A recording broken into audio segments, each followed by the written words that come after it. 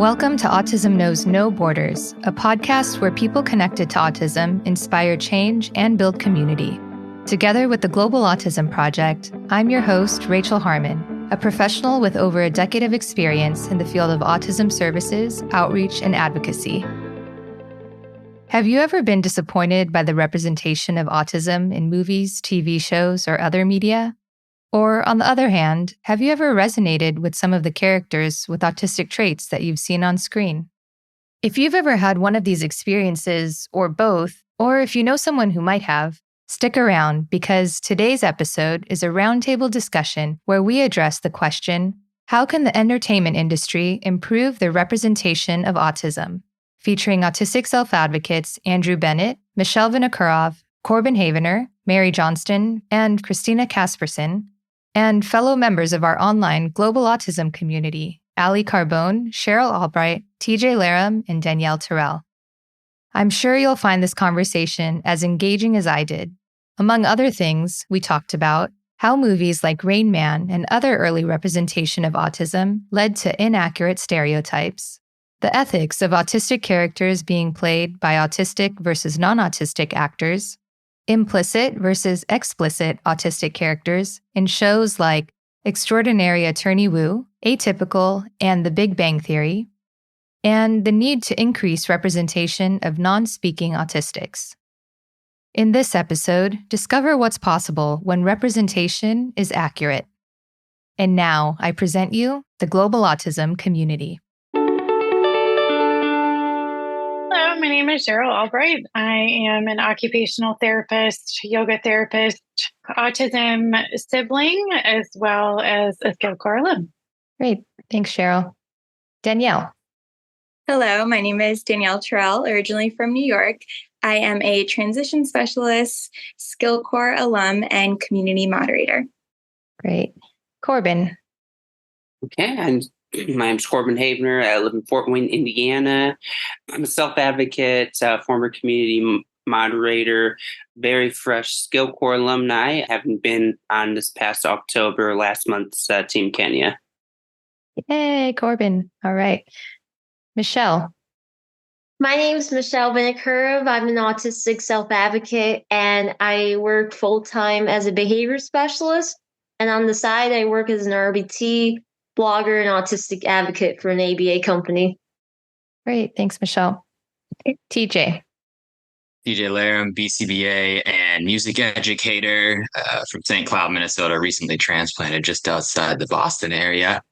Currently the director of in-center services for Tennessee for a company and serve as a consultant and subject matter expert for a couple other agencies, and a Skill Corps alum from Rwanda 22 and India 23. Yay, a lot of Skill Corps alums here. Mary. Hi, I'm Mary. I run the blog Autistic Rainbow 15, and I usually just post what my life is like as an autistic. I'm actually working on a special post right now, which will be ready at the end of the week. Cool. What's it about? It is about living alone as a autistic and like being by yourself in the house. All right. You'll have to post a link to that in our community. Thanks, Mary. Andrew.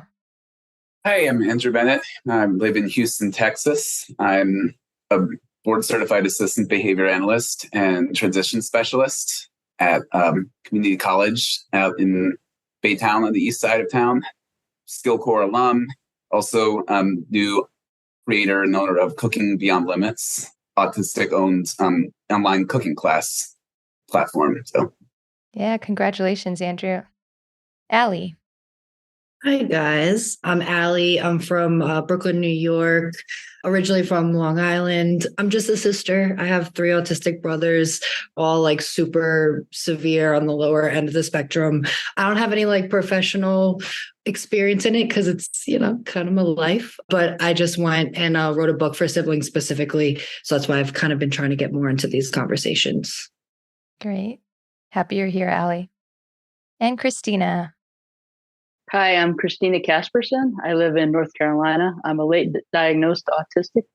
I have recently started a clothing company It's a social enterprise. A portion of our proceeds goes to help people with their fundraisers to get autism service dogs.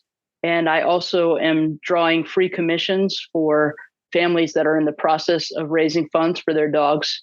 So I'm drawing pictures of their kids with the dogs they're getting, and they're using that to take a step closer to bringing their dog home. Oh, it's amazing, Christina.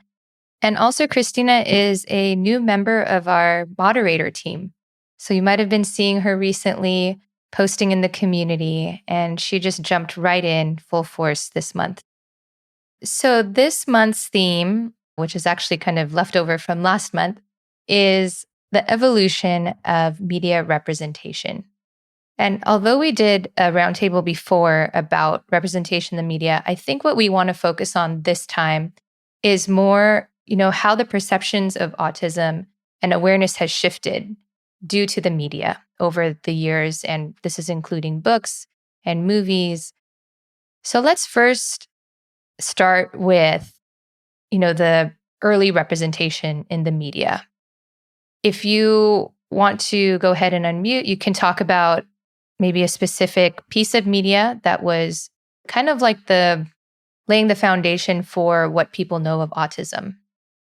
I'm trying to think right now. I really can't remember anything. Most of my experience is like the 90s and the early 2000s with my brothers. And no one was really talking about it then. I was still explaining what autism was. Maybe my first thought is Julia from Sesame Street, right? Isn't that her name? She's the autistic character or something. I feel like she was the first one. But yeah, I can't really think of anyone that was supposed to be autistic other than people just saying, oh, have you seen Rainman? Mm-hmm. Yeah. And Rainman was important. I mean, what year was that? 1988? I just watched it over the weekend to kind of prepare for this. Michelle, you have your hand up. Yes. So I was going to piggyback on that too, that from my own experiences growing up, from my parents and stuff, to even just find out about my own diagnosis is that part of it was that they were referred to Rainman because that was the well-known representation at the time and what everything looked like before until how much that we know of today, which is so different. Yeah.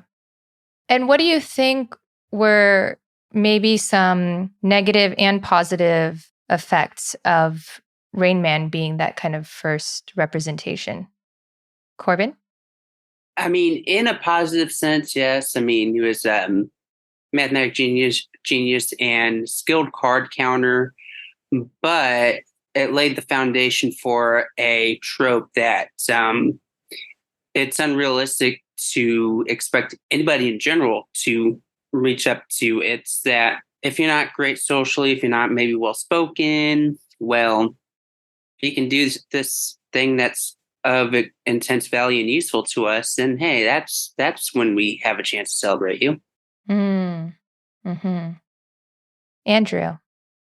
With regard specifically to the Rainman question, I think that it's one of the things that has informed my understanding of autism in the media. I can circle around to that particular question also, but I think that Rainman was important because it did get people to talk about it. And it also had a name to it. It wasn't just a disability or he was just mentally ill, which is probably what people would have called it before that time. Just saying the name of it was groundbreaking, but also that there is going to be an inherent risk of stereotyping and forming a trope, no matter what interpretation or manifestation of autism is there. So some people look at Sheldon Cooper from The Big Bang Theory and think, well, he's autistic. Of course, the writers have decided not to comment on that and just to deny that for reasons that are still debated. But it's possible that people get an understanding of that's what autism is like, or perhaps in other categories or different characterizations of it in the media. And we'll probably touch on some of those today. The difference between the good interpretations and the problematic ones are we seeing some degree of growth out of that trope over time? And maybe in Rainman, what we did see was near the end, you could see that Raymond, the main character, was starting to recognize and understand that there were other people in his life. And hey, I'm going to show some affection in the way that he hadn't learned to do before, while also seeing that Charlie, his brother, who was turned around from being a total jerk to actually caring about him a little bit, with that intermediary step of caring about him, but just because he was useful to Charlie's own aims. I think, though, my very first exposure to disability was the character Lewis, the trumpeter swan, from the book The Trumpet of the Swan, which I read when I was a kid. And it's about a swan who can't talk but learns to play the real trumpet and becomes a sensation. And it follows the rest of his life as in his journey to pay back his father's debt, because his father had to steal the trumpet for him to be able to speak, and also to win the girl that he loves. To me, it just was like a hero's journey, and it was still inspirational for me today. All right. Thanks, Andrew. Cheryl.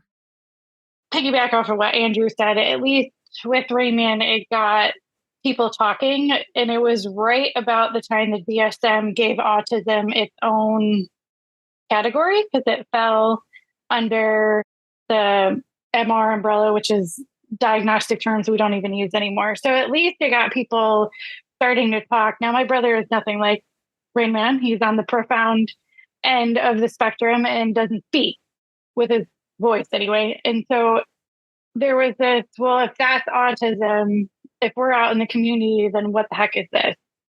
And so, like the name of Ellie's book there, like, what do you think that? Yeah. Like that's, I mean, that was the, like, well, if that's, you're saying autism is this. And I think to get out of the stereotype, and it still got people talking. So there's both sides. I mean, my favorite was probably recently was Atypical. And not because I thought he did a good job, it's because I like the sibling dynamic. Yeah. Okay. Well, definitely, in this conversation kind of progressed through to talk about more modern representation too. Danielle.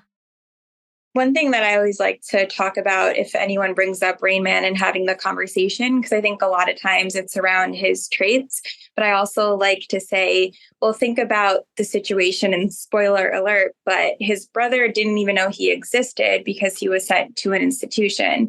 So I like to have the conversations around, the history of institutions in the US and what kind of perspective that was, for a sibling. You may have had a neighbor, another family member who you didn't even know they existed because they were sent to an institution and in a way forgotten about. So that's the conversation that I like to have about Rainman. I feel like while Rainman was pretty stereotypical, it did help kind of push the topic out there and get it in the media. My thought is while I don't think it's a great movie, we had to start from somewhere. And it helped kind of build, I guess, the building blocks to make more media representation surrounding autism. And nowadays, with more, I would say, accurate representation, like you have autistic writers or actors actually starring in the shows and the films and writing it to make sure it's not offensive or over stereotypical. And with all the awareness in social media, I've actually noticed a huge switch. Even if you go into Target, they actually have rows of sensory plushies and weighted blankets and stuff because of all the awareness around that. And that did not exist in Target when I was growing up. I didn't even know those things existed. And with all the awareness in the media, I can walk into Target and I see that stuff on the shelves. And I think that that's really great that we've gotten to that point. That's amazing. I didn't know that Target had that. Corbin. I thought with the representation, I was hoping to be able to make a contrast. So the contrast I wanted to make of how differently it can be represented was the representation of the character Lola in the 2022 film Cha Cha Real Smooth. And what I enjoyed about it is not as she wasn't necessarily the centerpiece of the story, but she was integral to pushing the story forward. But I think it's represented a realistic thing of somebody who might be romantically interested in another woman who might be the mother of an autistic girl, and what trying to get to know her, relating to her, and making that effort actually would look like. And to me, that's where representation has come. And not to mention the actor who plays Lola, who is Vanessa Burkhart, is known to be an autistic actress as well. Yeah, that is a plus. And, I think when looking at if the person portraying the autistic character is autistic themselves or not, really is an evolution in itself, right? If you look at even back in the day when characters who were of different ethnicities were portrayed, and there were like white people playing them. And now, of course, with growing representation of different minority groups, then you see more accuracy, I guess. And so now with more opportunities for autistic people to even become actors or to be in the entertainment industry at all, it's great to see. TJ. This is going to probably tie together just about bits and pieces of just about what everyone said so far. And when you kind of look at 1988, that's not a very long time ago in the grand scheme of things. And when you look at the representation, again, just to kind of call upon Rainman, but I think it's been kind of identified that was kind of the seminal media representation that everyone goes to. And in my professional experience, when I do speak about what I do for a living, a lot of the time that is often brought up when just talking to anyone. It's kind of hard to go anywhere and mention autism without that. And as we've kind of talked about as well, it's while there is a benefit to that being the word in someone's mouth, there are also the downsides. But since 1988, it's been kind of great to see an evolution of an identity versus the evolution of an ailment, which was what it was kind of portrayed as then. And now, again, you see representation from autistic persons playing autistic persons. It's more of a evolution of inclusivity. Again, it's not more of a tapping on the glass and looking in. It's a, hey, here we all are as people. And it's been good to see, because when you come from just one singular movie that everyone references anytime autism is brought up, to where we are nowadays, it's great to see. And I know I might be just getting ahead of the conversation a little bit, looking at the present moment. But again, just tying it all together, looking at the evolution of the identity has just been inspiring in many ways. Yes, definitely. Someone mentioned before, like the kind of stereotypes, right, of the autistic savant. And also, I just noticed also some inaccuracies in Rainman too, like when the doctor, he's describing the quote illness to Charlie, and he says, your brother doesn't want to be around anyone else. He doesn't want to socialize. He doesn't like people. I'm like, that's not what my autistic friends say. And so like, it would be interesting to kind of have a revamp, I guess, of Rainman like 2023 with just everything else, that we know now. Allie, go ahead. I was going to say that movie had people coming up to my mom asking her, what's their talent, when she would tell them that her kids were autistic. Mm-hmm. Right. Because it's just setting that expectation. Okay. So Rainman was what we might call an explicitly autistic character. And there's also the implicit characters, or autistic coded, where the character might not be outwardly known to be autistic, but has autistic traits. So what have you guys seen with the evolution of representation along these lines? And what do you think, maybe what are some positives and negatives of both? Go ahead, Christina. One character that I felt like that people have said is autistic coded was Temperance Brennan on the series Bones. I feel like the problem with autistic coded characters, it's kind of nice that we don't have to outwardly put a label on characters and say they're autistic, but then the creator of the character is relying often on stereotypes to communicate to the audience that the person is autistic. So for example, the character Temperance Brennan, she's always taking things literally. So then people think, okay, autistic people, they don't ever understand sarcasm and they take everything literally. That can be an autistic trait, but it doesn't describe all autistics. For example, a hyperlexic autistic person like myself is very into words. And I don't always get things right away, but I'm very interested in getting to the bottom of what words mean and letters and words. And I know figures of speech, I know what they mean from experience and sometimes even instinctually. So I think that's a problem with autistic coded characters, or can be a problem. Also, because they use stereotypes, especially to tell the audience that a female character is autistic, all autistics, but especially females might practice masking or copy and pasting social behaviors and scripting. So that is kind of a trade-off, one of the trade-offs, one of the downsides of the autistic coded character. Yeah, great points. Michelle. So I think that from the past to now, like we look at the overall picture, that like I feel like it's still a lot of a work in progress, because we all know that like autism is a spectrum. Like there's a lot of different abilities, a lot of different challenges. And the way it's portrayed, it's going to impact everyone no matter what. Let's all face that. Like it's like where we see things that like that doesn't relate to ourselves or to others, or so there are some that do, like for me, like I've watched the show with the character Attorney Wu.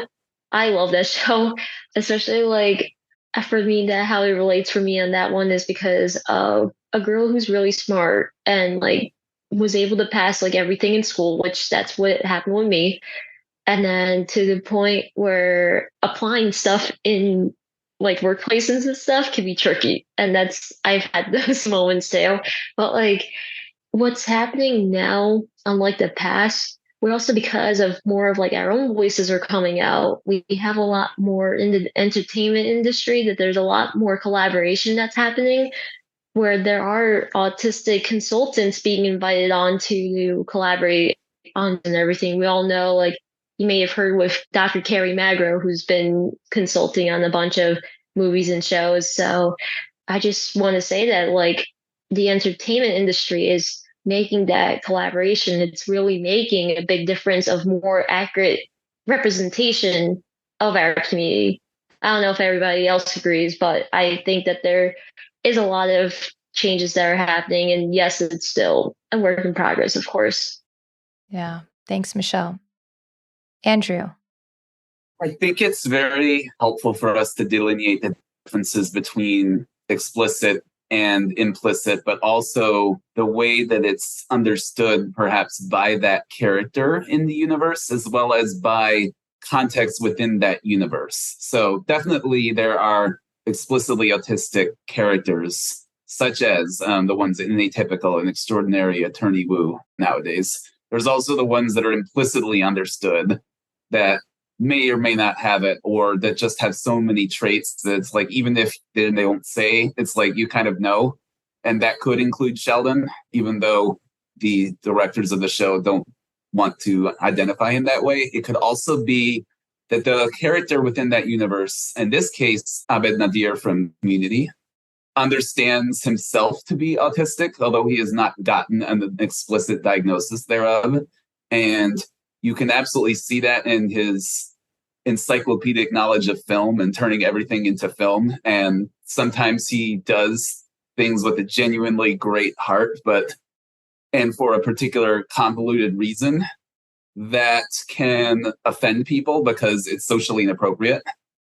I think this is like an autistic trait, but he doesn't actually have the diagnosis to prove it. But it's pretty obvious to somebody that knows the code that that's probably the case. And then there are situations like Drax in the Guardians of the Galaxy and the Marvel universe, or DC, who have autistic traits, but it's explained a different way within that universe. So Drax definitely does not understand metaphor or sarcasm or figurative language, takes everything literally. The most famous example being, metaphors go over your head? Nothing goes over my head. My reflexes are too fast. I would catch it.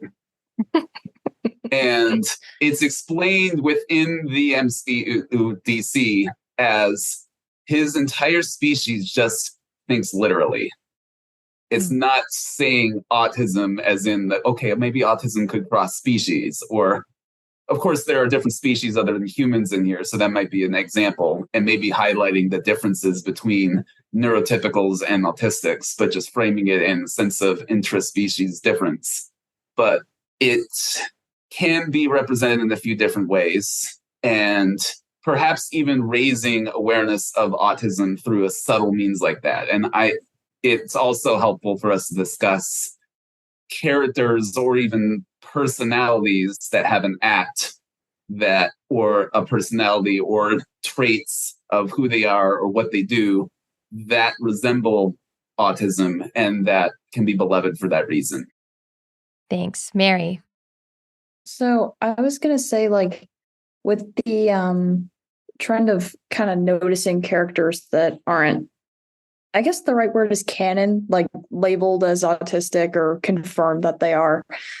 I guess I'm kind of on the fence about it because I see people like non-autistic and autistic highlighting, for example, like Rapunzel from Tangled. And I'm like, well, she has some traits that could be relatable to the autistic experience, sure, but she also was locked in a tower for 18 years and heavily infantilized.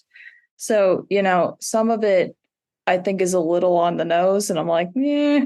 And then some characters, I think like, oh yeah, like I could definitely see that character as being autistic. So I think it definitely depends on the context of the show and the film. Yeah. Thanks, Mary. Totally agree with that, Mary. I want to take to the other side of the fence and kind of follow you. I actually I don't want to be this person, but I kind of resent it because I feel like all the representation is about a higher functioning autistic person, and it never, ever represents what I grew up around and what's in my household. So I almost feel like it kind of gives like this false narrative that even my highest functioning brother could do X, Y, and Z when he can't even take himself to the bathroom. You know what I mean? So I feel like there's been a lot of representation, which is really great. It's also kind of like pigeonholed and like, okay, so if you're a little quirky, like it almost makes everyone think that they're autistic, like the Jerry Seinfeld conversation. Like it's almost like people want to be, I don't know.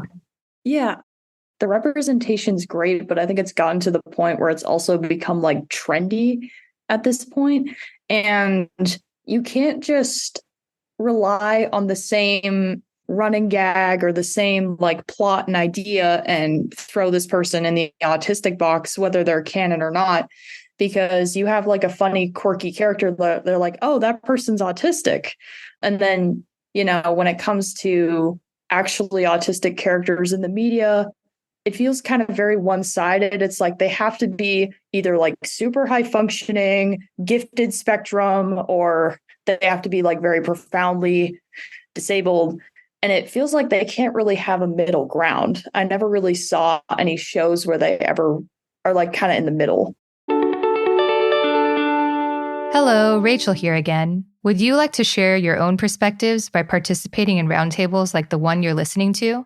Join our online Global Autism community, a safe and judgment-free space where all kinds of people connected to autism regularly discuss important topics like autistic identity, dating on the spectrum, coping strategies, and many, many more. We'll see you there at community.globalautismproject.org. And now back to the roundtable. There was no representation of anybody that looked like my siblings either. And there was one episode of House, if you go back to like the first season or two, where they had a young child that came in that they were trying to diagnose with whatever physical ailment, and he happened to be autistic, profoundly autistic, nonverbal. And it touched on all the touchstones because in that show, they go into people's homes and they look for toxins and they do things, and they were looking at the schedule and they were like, oh my God, why would they ever do that? Like they touched on some of the social pieces, but then on the flip side of that, the doctors were like, then is House autistic? And I'm like, oh no. Like, let's not, what both of you said, like the over representation of the really high, super, either maybe really exceptional with the high IQ plus spectrum to, I was at least happy to see there was a little one that kind of looked like something I grew up with. And then the thing that I didn't like was that they turned it back onto the main character, like he must be autistic too. And I'm like, yeah, you were so close. Yeah. Yeah. Christina. The thing with the portraying lower support needs autistics versus higher support needs, I'm a Gen Xer, and actually, I believe in the 80s, it wasn't just Rainman. You would see autistic characters on TV, and they usually were higher support needs or severe, profoundly autistic, more classically autistic, non-speaking characters back in the 80s. For example, there was a show called Saint Elsewhere. It was a hospital show. A lot of big stars like Denzel Washington, Howie Mandel, and others got their start on that show. Chad Allen, I believe, played an autistic character that I think just shows up from time to time, but it turns out to be actually a important part of the plot. So I think it's kind of swung the other way. But I think portrayals of both are very important because especially in the past, for people that had higher support needs, they are easily identifiable by their parents, by the medical establishment. But for some of us with lower support needs, that's maybe how we came to the realization that, we saw a character on TV that we identified with. Like even Rainman, which I'm very different from, but I felt some sense of identification with him. Just like, wow, I'm like this. I'm very smart with a lot of things, but I just don't understand people very well.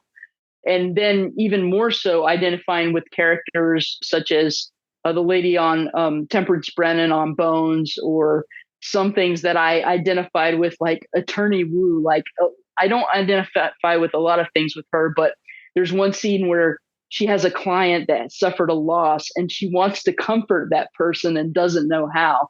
And that is something that I just relate to so much, just seeing that there's these emotions and wanting to help and just not knowing the right way to do it. So I really see a case for either. Yeah. And I think just, back to like the implicit or explicit characters, I think that's such a teaching opportunity for the public and for people to see themselves in others if they know what it is. So that's where I'm kind of like, well, yes, I understand the writers don't want to make their autism the center of the story, but, maybe like mentioning it just a couple times might get people to think about it. Andrew. This is a great segue between your point, Rachel, and what Christina just mentioned, and some things that we've talked about media representation in different areas, and even also ways that you can relate, even if you're neurotypical and you have certain quirks that are common to the autistic community, you can find yourself relating to that as well. So, and sometimes you can even find inspiration in people that are not at all associated with the autistic community because of the way that they are. So I've made no secret of my love for stand-up comedies on my previous appearances here, and a couple of people know who I'm referring to in this case. So there's a comedian whose name is Stephen Wright, who is very well known for his dry, deadpan humor and absurdist statements and odd logic to things that he says. And he says this in the most dry and flat tone ever, which makes it funnier. So a couple of his classic jokes that could get you an idea of where he's coming from is that he walked into a restaurant that said breakfast anytime. So I ordered French toast during the Renaissance. And the humor is that he took this very literally and just ordered something that would not make any sense to the rest of us. CJ commented with another one. I poured spot remover on my dog. Now he's gone.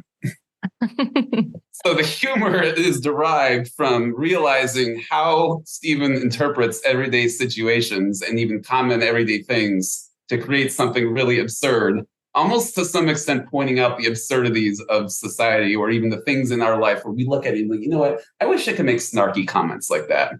And then when you get deeper into his world and you tell stories about how he went to Vegas and argued with a roulette wheel operator about what I considered an odd number, you believe him so much because you're like, yeah, I know now he's taking that persona into his everyday life, and it's almost like a rabbit hole. Me personally, I consider Steven Neurokin, even though he has never identified one way or the other, because he is the representation of what I find beautiful about the autistic experience. And he's made this into an art form. He's made it very accessible to people, obviously, judging by what people have even written in the chat right now about their favorite jokes from him. And if you find that one person, then it also can open up doors for you to feel at home and to even raise awareness and acceptance. Because I find that I just insert his jokes into conversations as if they're my own ideas. And when people laugh at them, I'm like, these are safe people. They get my sense of humor. They get my approach to the world. And I can just highlight to them how seeing the world differently is a great gift. So maybe they can transition from that into saying, how can we use these to affect change in society? Corbin, I know that we've talked about him in the past. What would you like to add? Yeah, I just, I just like that because it shows, like, from the Stephen Wright perspective, when you get that joke delivery, I mean, most people just don't see where that's coming from. And then what you're laughing at is you're laughing at the idea of what just happened. And that's always a great direction of humor. And of course, just to talk about what can certainly be improved, when it comes to representation, something that is easy to do wrong. And I know, like, something that is easy to be disrespectful to is how can we represent our non-speakers? And it's easy to do it wrong in a harmful way, like See Music by Sia. But I will say, in just some archives somewhere, I know there was a Criminal Minds example in which Dr. Spencer Reed was doing a investigation in a house, and they found a non-speaking child, and he realized what was wrong and everything, and used music, used the piano as a tone to communicate yes or no questions. And I think what that shows is not only like how to represent, I think it shows from one coded Servant character to somebody who may be non-speaking, like what a little understanding in communication can go to. And also, one thing is I would like to definitely see more showcase of the abilities and what non-speakers have to offer, since non-speaking has to do with more of a speech as a motor function. And, that's one thing to understand when it comes to speech. Doesn't necessarily have to do with intelligence or IQ or anything. Mm-hmm. Yeah, great point, Corbin. Danielle. I was thinking of that episode as well, that episode of Criminal Minds. And I also really like the fact that it showcased his ability. And they said, wait, no, let's listen to this kid. And he really had a significant impact on solving the crime. Great. TJ? Just in the line of non-speaking, mostly just the question or if any food for thought with respect to maybe just not a lot of representation in that realm. I'd imagine it's a function a lot of the time of the nature of which media is consumed, which is a lot of times speaking and how we're consuming that. And so I'm wondering then the question I would just ask and again, I love these roundtables. I'm here to learn just as much as I am to contribute. And so thank you, everybody. Where is that, and help me find some representation along that line, and what might be the barrier for that? Where I guess I'm just really curious. Great question, TJ. Does anyone have any comments to that? The obvious barrier would be the sound things, but when you're considering media overall, you realize anything screen-based, there are things like closed captioning. You can incorporate American Sign Language as well. That is visual. So between closed captioning, which is already an accommodation for people who have hearing-related disabilities, when it comes to screening things, that already exists. So the first thing you think about, there's a hurdle removed for that. But then there's also representation available for things like, ASL. I mean, Coda was a big recent movie, of course. Coda, great representation for a deaf community. And also, there hasn't been too much, but, you'd like to see some more, definitely like to see some more examples of how AAC and AAC communication can be incorporated into a meaningful dialogue. Yes, absolutely. Thanks, Corbin. Okay, Michelle, go ahead. So I do want to piggyback on that because I kudos to you, Corbin, for mentioning about with AAC, because I cannot even tell you how much that and what we mean by AAC, it could be pretty much anything, any form of communication, really, not even just with assistive technology, but also with American Sign Language, picture exchange communication system, gesturing, pointing, that's where all forms of communication represented from our community should be accepted about in general. And in regards to representation, I do want to mention about with America's Got Talent, because let me tell you, there's been a bunch of seasons lately. There has been a lot more people that are on the show with various abilities and challenges, yet they all compete on the show and they showcase their talent and everything, because it comes to show that there are from our film community that despite the challenges and everything, that people can really shine through their own talents in the world. For example, you have Cody Lee. He's autistic and blind. And yet, despite of all that's been happening for him, that he learned to play the piano. And now, because of being on the show, that it's gave him the opportunity to pursue music, which that's his dream. So, I think that just in regards to the representation, yes, it varies. And it's also based on what people pick on. I even could say for myself that going from my own experiences, going from one side of the spectrum to another, for me, growing up, that I was nonverbal till I was 6 years old and had very severe challenges. And now to where I'm at today, we're working multiple jobs and everything. So the representation is going to vary. And also about yes, I do agree with a couple of people like Cheryl, she was saying about, and Allie about with more representation from the nonverbal aspect, because there are many people who are non-speaking, nonverbal speaking. And so I definitely agree, a lot more representation. I feel a lot more representation of various uses of AAC would be exponential, because that way we see this is how we can demonstrate that people communicate in different ways. Yeah. Great points, Michelle. Thank you. Yeah. Allie. I was just going to piggyback on that. So I think the other reason why we don't really see the nonverbal representation is because it's just not pretty. So I always like to look at the stories from my 3 different brothers. So my middle brother is super social, and he'll speak and he'll have a conversation with you, but he's super OCD. He loves music and he's the performer. Everyone loves to watch him. My oldest brother, or I'm the oldest, but the next one is epileptic, blind, and completely nonverbal, constantly drooling, just watches TV all day long. No one ever wants to talk about Michael, but everyone always wants to talk about Anthony, because Anthony feels good. It's inspirational. It's the overcoming, and Michael is constantly getting the shit end of the stick.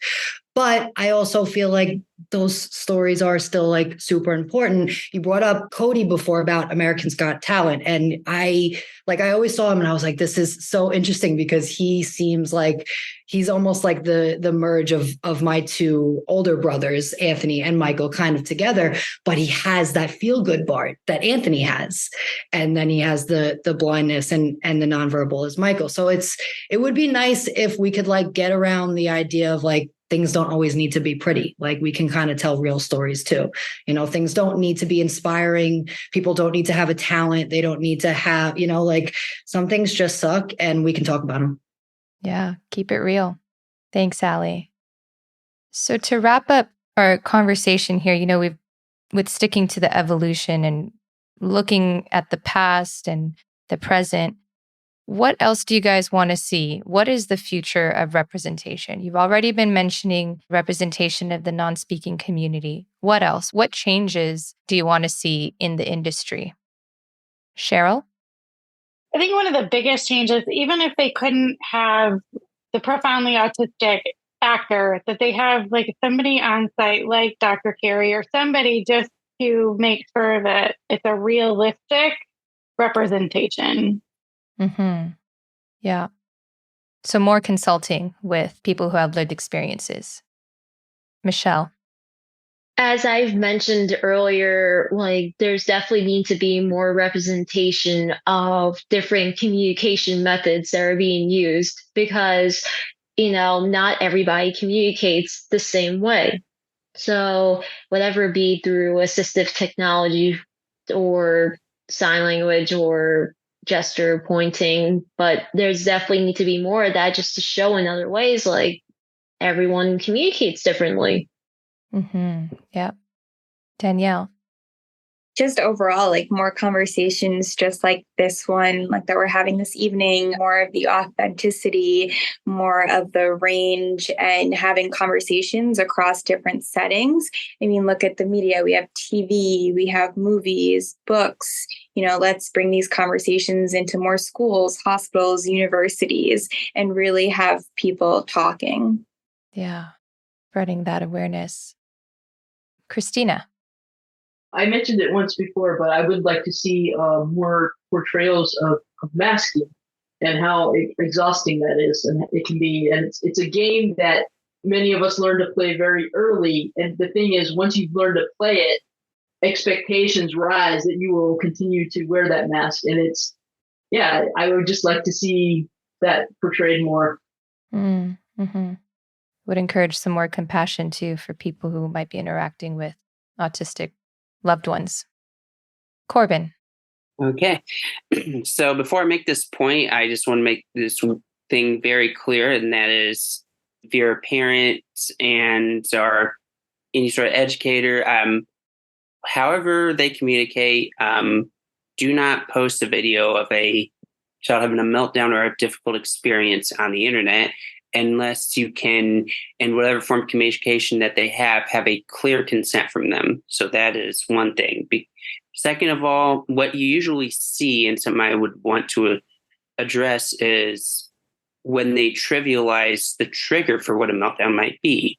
Because it's usually somebody that doesn't get that is usually saying like, well, he didn't get this his way, and that's why he's having a meltdown, when it's really not understanding what that source of comfort, what that source may have been.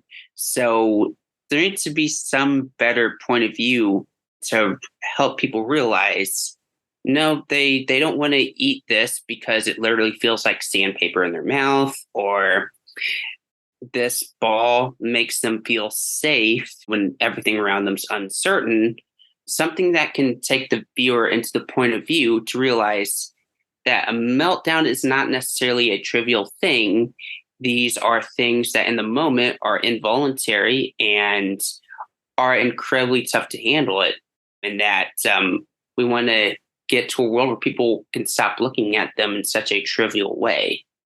Yeah, that's a really important thing for people to understand. And maybe even tips on how to handle it well. If you see someone, I know everyone's different in what they need in the moment, but maybe there are some things that you should absolutely not do. And so that can also be a teaching opportunity. Andrew. Following along with the last thread for me, if we make it accessible and make it easy, or even encourage the development of voices for different conditions, or maybe even for the same experience, but different aspects of it that haven't been brought to light before, and to see how those are valuable. Okay, so maybe again, if we're talking about a comedian and he has autism, it's one person that I watched with a set framed it in a particular way. You know what? Autistic people can do stand-up because it means that you're standing in front of a group of people, you're talking all the time about your special interests, something we do really, really well at. Or for people that use AAC to communicate, that's incorporated in the routine. I was mentioning in the chat about a comedian who used an AAC device to tell all of his jokes. And he told them, yeah, it's being in the semifinals is so emotional, and you could probably tell by my voice. It's taking the stigma away from certain things that most people don't realize, you know what, this actually can be really fun, or it's a different way of communicating that's actually really beneficial. And in that particular setting, it's actually funnier because he has the AAC, but also tying into the wider discussion about accessibility, there has to be an allowance in that environment for that different form of communication. Of course, on a big show like this, there's a lot of people coming in that have disabilities of various types that need accommodations. And so being able to modify within reasonable limits the structure and the typical understanding of what normally happens to allow for the fact that he's going to communicate a little differently. Sometimes they have to type up things that people who speak verbally and vocally wouldn't have to do. And then also maybe the audience has to be a little bit flexible and say, you know what, I'm just going to wait here for 10 seconds while he types the next thing out. Then I will laugh myself silly. Right.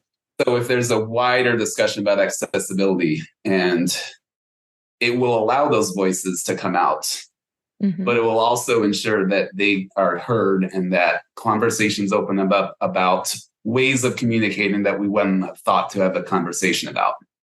Yeah. Amazing. Danielle. Something else that I think is so important is having these conversations and representation across different generations. And I think that can really help foster the upcoming generation and just working on building more community and a more inclusive world. We talked a lot about different recommendations in our community. And it was a documentary that I think was done really well in a different key, which was released earlier this year. It had a lot of representation, even some members from our own community, and it really touched upon different socioeconomic, cultural backgrounds and, different abilities, challenges, and family experiences. Very cool. All right, guys. Thank you all. This has been a great conversation. Be well, everyone. Thank you. Thanks so much. Thank you, everyone. Great time. Bye. Great conversation.